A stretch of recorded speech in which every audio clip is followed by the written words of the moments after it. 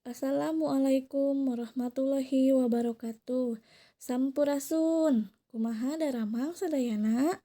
Alhamdulillah wilujeng patepang deui sareng bugina dina pangajaran basa Sunda kelas genep. Kanggo dina danget ayeuna urang diajar ngeunaan huruf kapital jeung tanda titik, pananya jeung panyeluk. Ku kitu mangga urang kawitan wae. Nah, di dia aya hiji contoh kalimat, mangga urang sami-sami titenan. Kalimat anu kahiji nyaeta manuk titiran teh diinuman ku Rezel. Anu kadua, yumna kanggo naon nyedak beas. Anu katilu, hayu urang teangan. Nah, dina kalimat ieu aya kecap anu huruf awalna dikandelan nyaeta huruf M atanapi manuk, teras Rezel, yumna jeung kecap hayu. Nah, huruf anu dikandelan teh disebutna huruf kapital. Nah, salajengna nyaeta aya kecap-kecap anu sok ditulis ku huruf kapital teh diantarana anu kahiji kecap di awal kalimah sareng anu kadua ngaran macakal sapertos jalma, tempat, judul buku, jeung sajabana.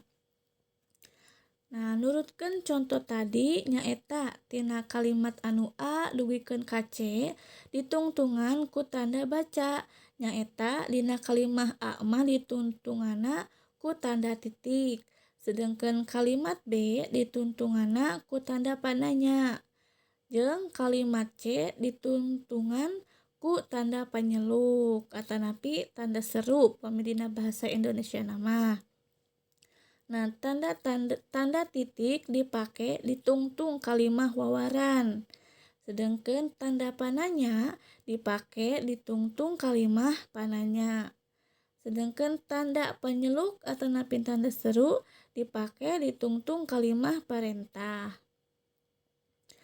Nah, eta mangrupakeun ngeunaan huruf kapital jeung tanda titik, pananya jeung panyeluk.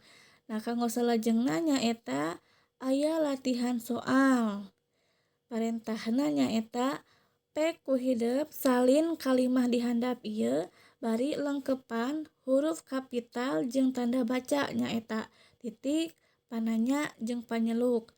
Contona, Yanti mah beumina oge di Ciwidey. Nah, dina kalimat ieu huruf awal Yanti huruf Y-na janten nganggo huruf kapital margi mangrupakeun huruf di awal kalimat.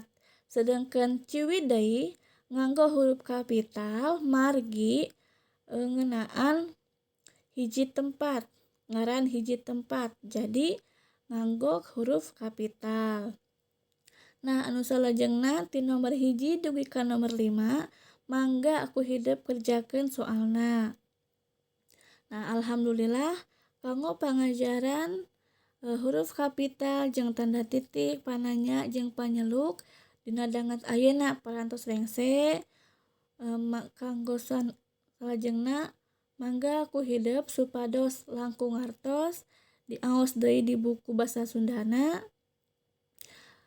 Kanggo ayeuna dicekapkeun sekian, hatur nuhun kana perhatosanana. Wassalamualaikum warahmatullahi wabarakatuh.